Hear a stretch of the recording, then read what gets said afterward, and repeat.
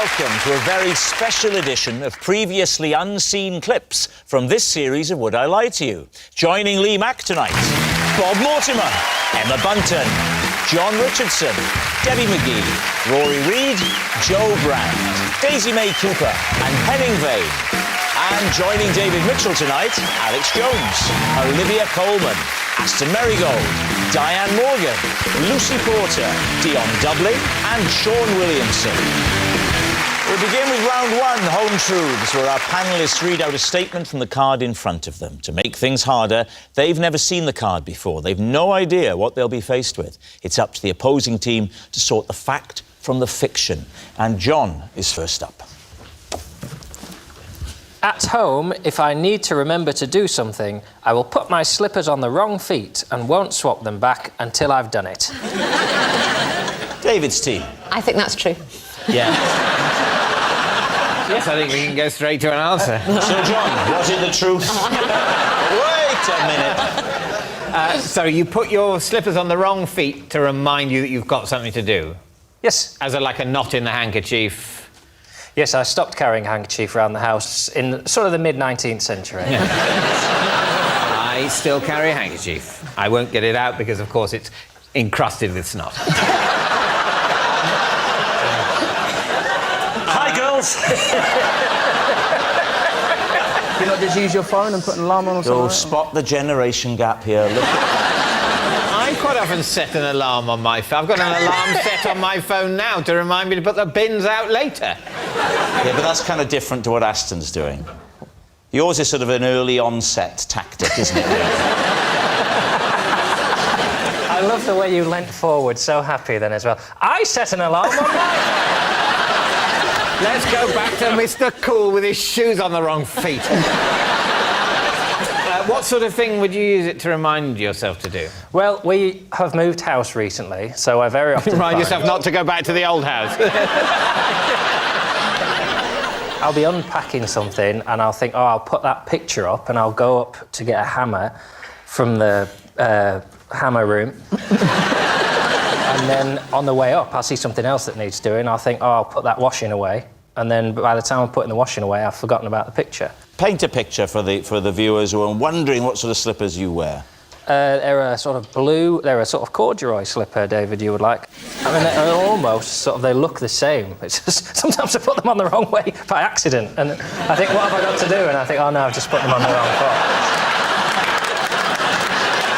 What are you thinking, David's team? What do you think? I would say it's true. Yeah, I think it's a good so system. Plausible, isn't it? I'm going to adopt this. I'm thinking of swapping my shoes now to make sure I don't forget about the bins later. So, John, truth or lie? It is a lie.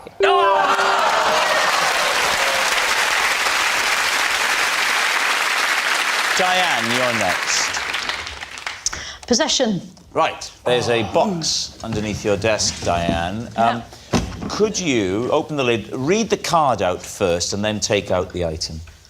Every time I lose a tooth, I put it in a pot. This is that pot. Right, Lee's team. Now, I'm confused because my children are watching this. Why didn't the tooth fairy take them? Well, they did some. Because if you was to put that under your pillow, you'd get about 700 quid. Are there teeth in there now? Yes. Okay. So why did you decide to start just collecting them? Something to do, isn't it? So can I come and get it? You can go and get it if you want to, yes. All right. You lost weight, you look great. As rehearsed, well done.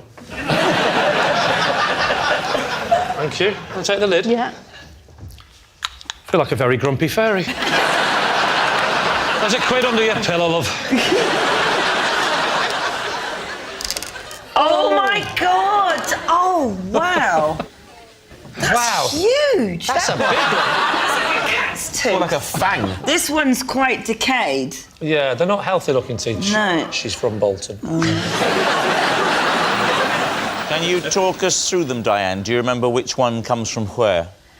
Well, they all came from my mouth. Right, appreciate that, but in which Can you parts of the mouth? explain this one? Because that is just... That's which like a one's that? dinosaur tooth. It's very long and sharp. Well, you know that it's not just the top of your teeth that you can see, they go down into your gums. Oh, yeah, I went to school. What scares me is if this isn't true, whose teeth are they? If I find out the producer of this show has pulled out his children's teeth for the sake of this show, I will genuinely say, well done, mate. You can probably buy children's teeth online. What do you think, Rory? Is she telling the truth? I think she has to be telling the truth because she doesn't strike me as a person warped and deranged enough to collect other people's teeth. No, I don't think... I don't... No. I think I better explain how this show works. If she's not telling the truth, it means that this is as new to her as it is to us. It doesn't mean I'm lying because they're not my teeth. All right, it's true. It's true. I hope it's true. OK, true. You're saying it's true? Yeah. OK, Diane. Truth or lie? It's actually true. Why would you do that? Bob, you're next. My first taste of fame was when the local newspaper dubbed me the Cockroach King. David's team. What was the newspaper? My local. It was called the South London Press. So, are you from South London? I was in the lead-up to the headline, The Cockroach King. While were you in the public eye doing what? I was a solicitor at the time, and I sued the local authority because of cockroach infestations in the council houses. Yes! That's what I did. And of course, it was that kind of style in court that won the day. We settled outside of court, actually. But I had to change the names because these are real legal proceedings that we're talking about. Right. Well, why does the fact that it's real legal proceedings mean you have to change the names? Because I don't think it's fair to say that, let's say she's called Barbara Lighthouse. Lived in the horror of cockroach infestation. Were you representing Barbara Lighthouse? I was, yes. She'd engaged your services? She's engaged my services. I visited her property. Must have been ages to get to the top. There were Egyptian cockroaches. So I had an idea, right? I said, I bet this is bad for your mental health, living with cockroaches. And I took them to the magistrate's court on a private criminal prosecution under the Public Health Act. Why are you counting every letter in the same? Are you working out how much to charge her? You mentioned the Egyptian cockroach. The Egyptian cockroach, How yeah. many? I wasn't aware there were different types. They live in the concrete, and they can actually live off the concrete that the buildings are made of. Eat Bob, the hold it. concrete. Yep. Bob, they got some hard cockroaches. They live in the concrete. They nip out to go behind the fridge or the cooker, or to turn the light out. What were the size of these Egyptian cockroaches? They're long and thin, slip right in. That's my profile on Tinder.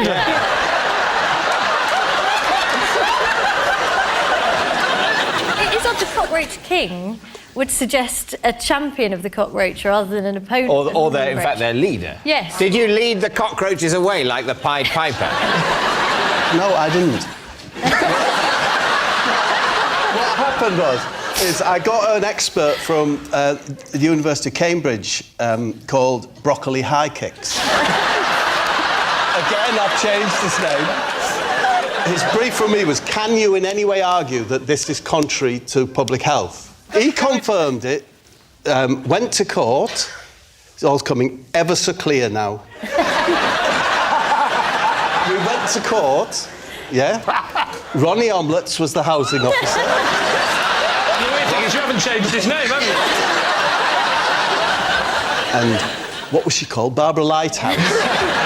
Barbara Lighthouse brought a clear jar of the cockroaches with her and poured them over Ronnie Omlets. Right? Of course, he was very frightened, didn't know what to do, at which point Barbara Lighthouse said, I think I've made my point, you know, to the housing officer. Yeah. This is what I live with. So, the council agreed to rehouse. Next day, the cockroach king. Right, what's he going to say, David? What do you think? It's that bizarre that only Bob could make it up, so I think that's true. That doesn't make sense. If you're saying only Bob could make it up, then he could have made it up. No, only Bob can make it up like that. Right. So convincing. Yeah. So we're in We're all trouble, aren't we? stupid. Because you're saying that if anyone else had said it, it would definitely be true because they couldn't have invented it. The one person who's saying it is also coincidentally the only human who could also have invented it. Yes. What a terrible set of circumstances. You think it's true? Do you think it's true? Yes, let's say it's true. We're going to go true. OK. Now, Bob, truth or lie? I was telling the truth. Emma, you're next. Okay. When I was Baby Spice, I mainly just ate baby food. David Steve. So you only ate baby food? Yeah. So I Forget- moved in with the girls. We lived together, and we didn't have very much money. So I used to eat baby food. What were the other girls eating at this stage? Beans on toast, corned beef and rice. Corned beef and rice? Who was eating that? Who do you think? I'd go for Mel B. Yeah.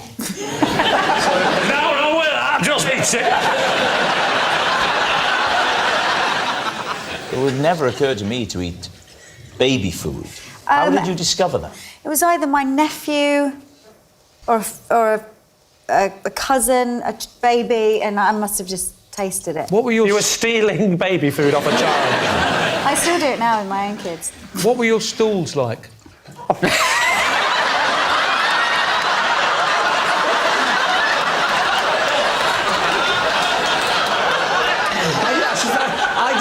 I don't think that question's ever been asked before on this show. I'm going to answer that. But because You having don't have to answer Thank that. you. Yeah. Emma. because Please. having been an active father with nappy changing, I know the effect that stuff has on your system.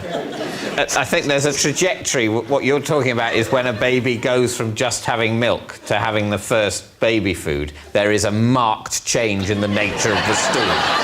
Basically, it turns into normal excrement, which is not very nice, from being extremely, you know, the most pleasant of the excrements is the excrement of a baby before it is weaned. I'm not saying it's an actively nice substance, but of all the excrement, it's definitely my favourite.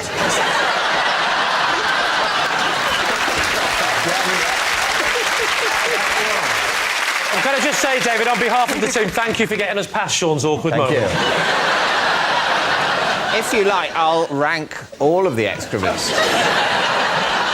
So I would prefer horse to dog. Who wouldn't? No one puts dog on their roses. Tell you what, why don't you relax for a little while? So, what are you going to say? I think it's a lie. What do you think? I think it's false. We're going to go lie. You're saying it's a lie. Right. Emma, truth or lie? Unfortunately, it's true.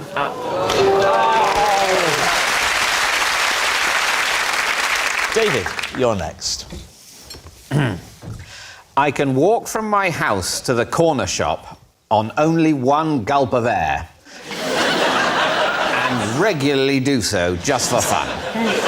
These two. How far's the corner shop from your house, David? 4 miles. No, it's I mean it's yards. And when do you take the gulp? Earlier that day. Is it before the moat or after the moat? It's as I clear As the the drawbridge. drawbridge has landed, and you've stepped off the drawbridge. Absolutely. Approximately how many houses are there from you and the To corner the corner shop, I think 25. But these are just estate workers' cottages. But so there's and past them very, very quickly. Why did you go to the shop and think, I'll take a gulp of air and hold your breath till you get there? It started on a day where I had a problem with serial hiccups. One way of getting rid of hiccups is to hold your breath, but I was also going to the shop and I was trying to hold my breath as long as possible. And is it not an awkward moment when one of your neighbours passes you and says, "Morning, David," and you go, "Morning"? Yes, and on occasion I have given up on the holding the breath in order to greet someone and seem like a normal human. Why don't you demonstrate it for us? You want me to walk back and forth across the set holding my breath? Yes. And that, in your view, would achieve something? I won't be able to talk you through it, of No, course. of course 'cause I'll be not. We holding my will breath, observe you. Which is one of the many reasons this is such an ill-fated idea. Shall we be your wife and child? Well, they're at home. Yeah. Yeah, you can, or you could be a grandfather clock and a piano. You're not part of this. Okay, so you're saying goodbye to Lucy, your lovely wife, and your boy who shot up Dion. All right, off you go. You're heading to the corner shop. Farewell, beloved family, for I must go to the shop. See you, Dad. Yeah. All right, you get to the front gate. "Morning, David. Why did you never talk to me?" I'm stuck here with a baby and you're parading around the street. Your flies are undone. Debbie said my flies are undone, and I just exhaled and went, "Are they?" So the experiment is completely ruined. My flies. So what are you going to say, Lee? I don't. I don't believe in the shop. No. What? I'm imagining that David lives in the countryside somewhere. Yeah. No, I've been to David's house. It's a ghetto. The bit he's missing out is that when he gets to the shop, all his crew are hanging around outside. Yeah. Doing your graffiti again. Can I play? I don't think it's true. I don't think so. Well, I'll go with my team and say that's not true. You're going to say it's a lie. David, truth or lie? Well, it is a lie. Yeah. Henning, you're next. I once presented a woman at work with what I now realise was a deeply inappropriate gift. David C. What was the gift? Dustpan and brush. And what was the context in which you gave her a dustpan and brush? Was her birthday. And where were you working? That was the company I was working for before I left for Britain. And what did they do? Essentially, they tried to bundle the demand of golf clubs. Oh. They tried to what? Bundle. So they wanted, so not golf club as in a stick, but a golf club as in the whole thing with 18 holes and facilities. Yes. And they did what to them? Tried to bundle it. Bundle? You know, that's a company that tried to bundle 18 old golf clubs. You know, when you run a golf club, you've got certain needs. You need balls for the driving range, you need flags for the holes and whatnot. And obviously the manufacturers, they overcharge you, whilst if all the clubs come together and buy... What the hell are you talking about? What they're doing? I'm only speaking on behalf of the nation. I think I'm getting there. This was a company that organised separate golf clubs to act as a consortium in order to buy golfing equipment more inexpensively. That is exactly, concisely the business plan, exactly right. And what was your role? Chief bundler. Trying to recruit new members to the consortium, and went round to golf clubs for a jolly and then said, how about you need a flag? How much you... It sounds ever so slightly like a sort of like a mob protection racket. It sounds like you turned up and go, what a shame if something would have happened to this flag. Oops, it snapped. Was it particularly difficult selling the bunkers? Genuine question, just genuine interest. And why did you think that a dustpan and brush would be an appropriate present to start with? Because we were, the day before, she was saying how much cleaning she had to do at home. And then I was in the supermarket, and then I thought, oh, yeah, look at that, that would be a nice present. Henning, could you reenact the face of the gift recipient when she opened the present? Do you want me to be you and you be the gift recipient? Yeah, give me. I'll do my best to you. Yeah. Hello. Hello. I have seen you trying to sell the flags in the clubs, like me. You do such a great job. We are bringing together so many of the different golf clubs in Germany. We should get a Nobel Peace Prize. But instead, I got you this. Oh, thank you very much.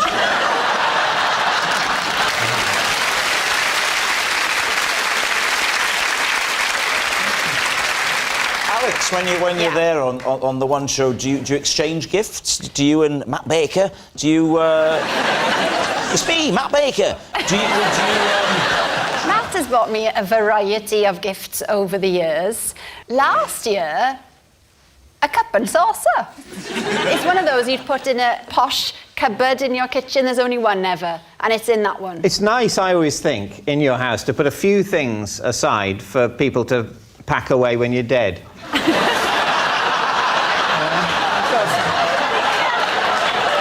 got a few things in my house. You put them there, you sort of think, yeah, I won't be touching that again. But one day, when I'm dead, someone will have to deal with that.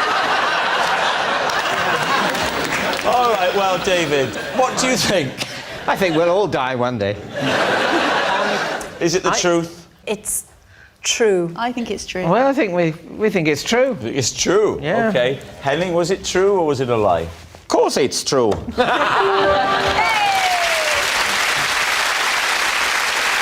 Joe, you're next. I was once favourite to win an athletics event, but ended up coming last after an incident in a toilet cubicle. David's team. Well, right. Okay. What was the athletics event? It was a javelin. The javelin, and when were you entered into a javelin competition? When I was at school. How old were you? I was about 16. And you were the favourite? I was. Why? Because I could chuck it a long way. How far? How far, roughly? Probably... For God's sake, make it less than 110 metres, which is the world record. Give yourself a fighting chance. 111 metres. I would say about 20 or 30 metres. Were you also good at running fast? Ha, ha, ha. I mean, to be fair, I think that was a genuine question. Yeah. I To see get you the mean momentum to running. throw it. Yeah, okay. I did actually, for a short time, hold the 100-metre record for our school. That was because I was having a fag behind the bike sheds and I heard the dinner bell.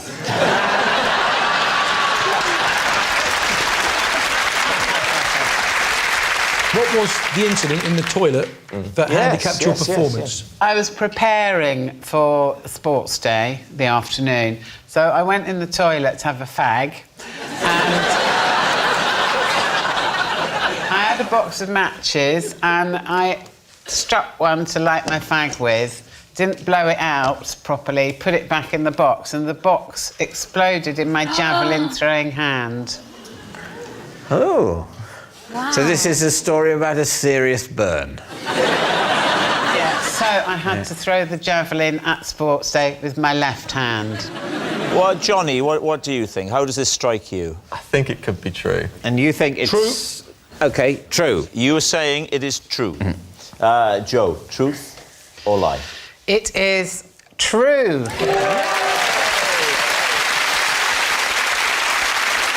Lucy, you're next. I once continued with a first date, even though I'd been sick in my handbag. Please, T. When was this? Last week. No, it wasn't. It was, I was about, I'd say 22, 21, 22. And why had you been sick in the handbag? I got very drunk. We'd gone to an art gallery. It was like a private, fancy one, and he'd said, let's go. He was a bit older and posher, and he said, let's go to this art gallery. How much older and how much posher? How much married? He was terrible, terrible. He didn't have a chin, and he was... Now, did he literally not have a chin? It's no wonder you vomited into your handbag. So I'd got really drunk, and then he said, oh, I'll take you home, but we were on the bus. The man who's a lot posher than you took you home on the bus. Well, I'd normally have had to walk, so it was an upgrade. How big was your handbag? It was a sort of novelty leopard skin fur bag that I'd bought from a sort of student market. Oh, God, it was in a fur bag. Was he starting to go, you sure that's dead? But he didn't notice at all. How are you sick? You must have been sat next to him. Yeah, I was sat next, but I think he was looking out the window or something. No, but you going home? Or you going? Where were you going? Yeah, he said, I'll walk you home. Yeah. And I walked, and I was aware that there was dripping. Oh. But he didn't seem to notice. Well, he was older. Maybe he was leaking too. So he walked you back to your house? Yes. I think he wanted to come in, and I said, no, I've just been sick. Oh, you told him then? Yeah, and then nothing happened, and I never saw him again. But presumably your keys, oh my word, did you have to reach in? Wouldn't that have been great? Would you like to come in for a coffee? OK. You get to the front door. Actually, I've actually got to go home. Do you know, I don't think men's standards are that high, are they? All right, what are you thinking? Debbie? Well, I haven't quite got there yet, because if you're sick in your handbag over all your stuff, it is going to seep out a lot. See, first, she said it was dripping out, and it would be leaving a trail. It's smelly. At least he can find his way back to the bus stop. Follow the yellow stick road. Yeah.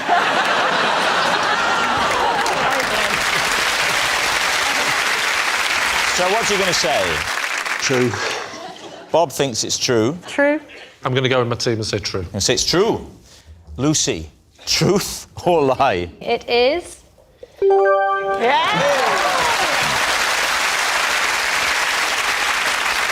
I'm afraid that's all we've time for on this special edition of Would I Lie to You. Thank you for watching. Good night.